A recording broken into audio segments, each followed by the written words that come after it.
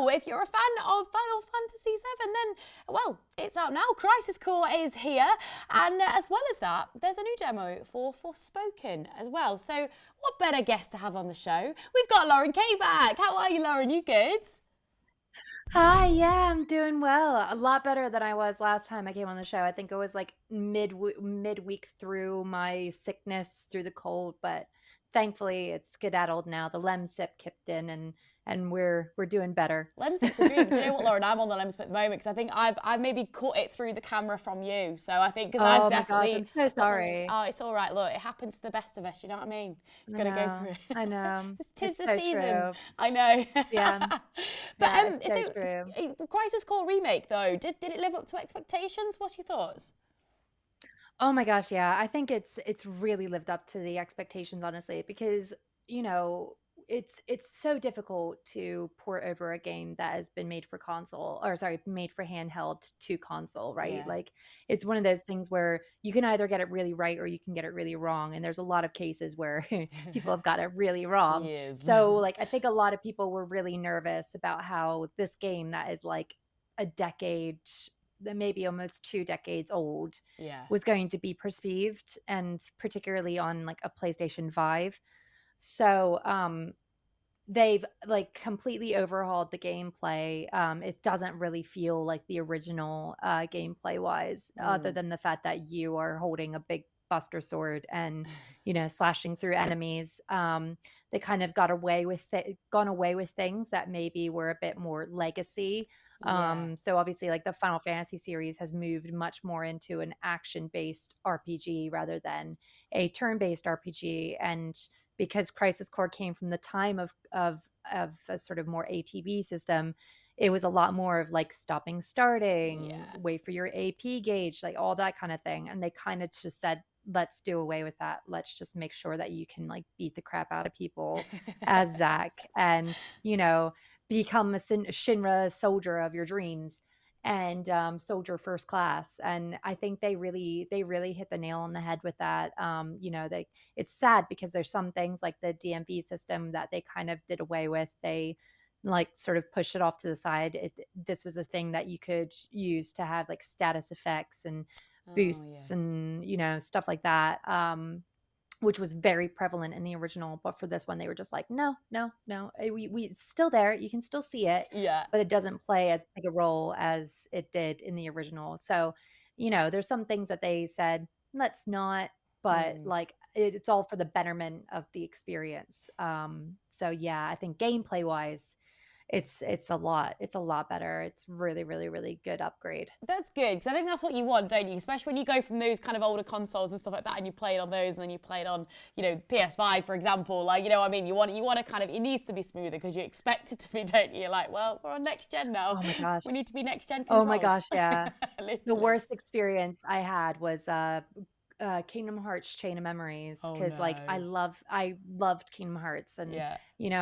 going from that, which was like a Game Boy, I think it was Game Boy Advanced game, No to way. console, Yeah. and they didn't change the gameplay to suit people who were expecting console. And granted, I was very young. I just was like, "This doesn't play like Kingdom Hearts." I probably would get on with it now, but at that Yeah. time, I was just like, "I don't wanna relearn a new system on how to No. play this game. I wanna play it the way I expect to play it," which means no cards. Yeah. Um, so Yeah. Get I rid. think, like, with this, I think they really made the right choice in updating the gameplay and making it more suited towards a modern audience. Um, but yeah, and then, like, I mean, presentation-wise, they really upscaled all the characters. They look Yeah. really, really, really pretty. They kept in some of the, like, animations, like, some of it you can really see that they just basically pasted Yeah. a nicer model onto the Yeah. old model. So, like, they do these really exaggerated, like, Yeah. motions and stuff, Love that. and so it's a bit silly. There's also a really great moment where one character sang is like on a computer, and it literally is one of those classic like box computers. Like it's like the big, big, big monitor that has like the big butt, and like just it just looks hilarious. It's such a fun little like anachronism, or I don't know if that's the word for it, but it's like something where you're just like, this is supposed to be a futuristic Yeah. kind of looking game, and here is a PC that maybe was made in the 90s, Love it. in this guy's office. It's really funny. But yeah, and then they've added voice acting a lot in this game. In the original, they didn't have a lot of voice acting. They had like for prime, like very main characters had voice acting, but a lot of the other characters didn't have anything. Whereas now it's like everybody has voice acting. Yeah. But the sad thing about it was the fact that, and it caused a lot of upset within the community, is the replacement of the original voice actors. Yeah. It's something that kind of had to be done because they want it to be in line with the Final Fantasy VII remake, right? Like they Yeah. want it to all be connected in that way. So, they've replaced a lot of the people. But like I think it's still really good. Like Yeah. it's different, but it's still really it doesn't deter too much from the experience. Um, but then on top of that, there's the only other gripe that I probably have with the game is FMVs haven't been upscaled too much. Oh. So it kind of, you'll watch these like really cool sequences expecting them to be like really pretty graphics, like when you Yeah. have these really pretty sequences, they haven't really been upscaled enough to the like nicer quality for the sort of big screen, which is a shame, but like I'm willing to forgo that Yeah. for a fun experience. But yeah, and then music has been updated as well. That just basically everything's been tuned up, and for the most part in a really good way. That's it. Yeah, it sounds like they've got on to the next level, which is great as well. And it should bring in some new and old fans into the game as well, which is great. So, but the demo for Forspoken has had a few mixed reviews, Lauren. Not gonna lie, it's not been it's Hmm. been received in an interesting way. What do you think to Yeah. the Forspoken demo? It's interesting, really, because like I don't know necessarily what happened, but essentially I was invited to go to a preview event like not too long ago. Yeah. And I got to play basically like the first few chapters of Forspoken. Mm. And it's interesting because I had such a positive experience from it. It was like they sort of lined us up, they introduced us into like the characters and the worlds. I got to sort of play her at her beginning. Frey, the main character, I got to play her like during the beginning of the game. Yeah. So I got to know like where she was from, and build up the stats and like really learn how to play the game with Yeah. her. And so I felt like I had such a great introduction. There were some story sequences that were really like they've affected me. Yeah. And I had a really good time with it. I really loved it. Yeah. And I didn't want to leave. Like obviously there was like some sections where uh, even when I watched the original trailer, like the writing is a bit weird. It's Yeah. like they rely a lot on swear words in some Oh no. instances where you're just kind of like, It's a bit could you much. just Yeah. like, Totally down a I'm not bit. a prude. Yeah. I do swear quite a bit, Yeah. Yeah. Yeah. but even for me, I was just I was like, like, this a is a bit bit too much. much. Yeah. Yeah.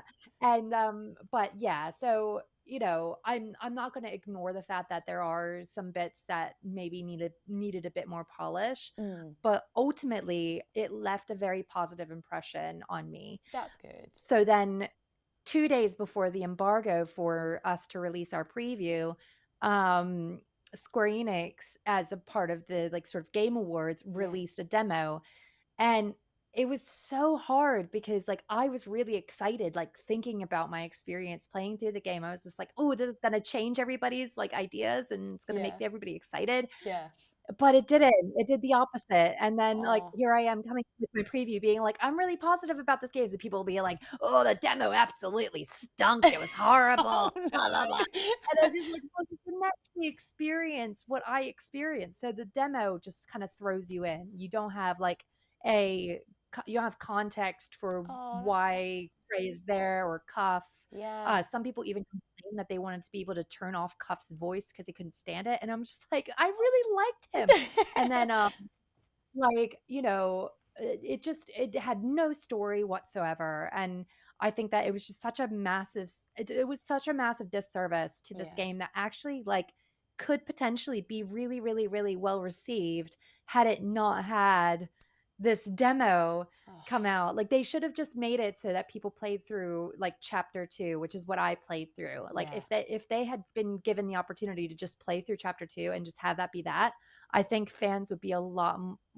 more receptive to it and a lot more interested in where the story's going to go. But Yeah. because they chose to do what they did, you have like all these freaking influencers being like, I played the demo and it was crap. And Oh it's just like, no. well, I played the preview and it was good. Hang on a So minute. Yeah. hang on a minute. I'm sorry. But yeah. So like I am still excited for it. Yeah. I think it's not gonna be a perfect game. It's gonna be, in my sort of theorize, I think it's probably gonna be like a 70-80 style game, which is still really good. Bear in mind Absolutely. that's still really good. Yeah. But I think there's a lot of stuff there to make it be a really nice experience for people. Absolutely. I think that's it. But I think it's nice that you had a nice experience, but then, against the demo, I mean, you know what, look, I think these things happen at the game, and it's like you get two sides of the coin, but at least you got the backstory of the characters. They went straight in and were like, oh, but you know what? Yeah. Hopefully you're gonna see yours. Well, Lauren, thank you so much for coming on the show once again. It's always good to have you, and I'm sure we'll have you back very, very soon. And I hope you enjoy playing the game properly when it comes out, and you can give the good reviews. Oh, yes. Thank you so much for having me. Thank you, Lauren. Catch you soon. See you soon.